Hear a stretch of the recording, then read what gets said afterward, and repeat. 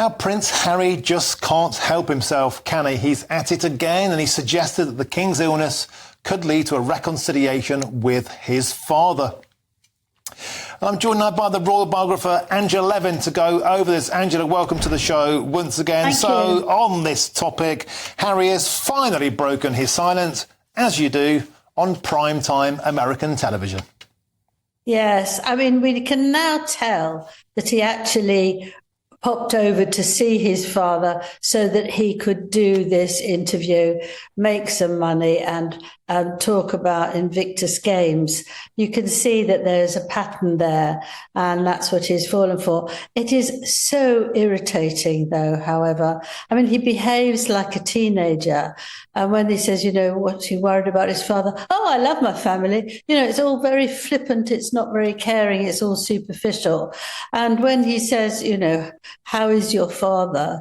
And he says in reply, it's between him and me. Now, one, you can bet a lot of money that King Charles didn't give him any information whatsoever, because you know that he can't be trusted. And the other thing, he said the same thing about the Queen, the late Queen, when he said, oh, she knows that I'm the only person she can talk about certain things.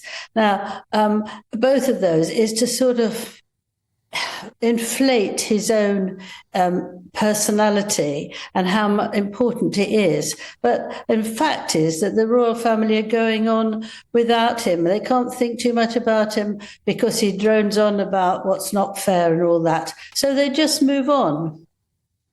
And Angela, there is one crumb of comfort, though. It looks like he may apply for dual citizenship, which means he could stay in America, do us all a favour.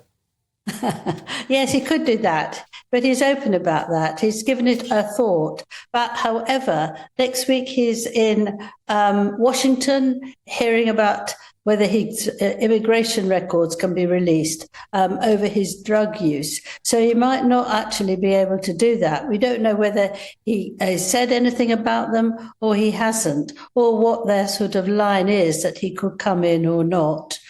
So what he does say at the end, which is very disturbing, he says the mission continues. Now, what is this mission? I know there's a huge mission to get rid of most of the newspapers there are in this country, but I think he's got a different mission, and that is to have his own private royal family and have nothing to do with the royal family, which we saw yesterday when he, with a new website went up, and also they've changed the children's names to Sussex. So I think that's what he means by his mission, and it's just scary and unpleasant. OK, well, certainly mission impossible for him to keep his trap shut. Angela Levin, thank you very much for joining us on the show.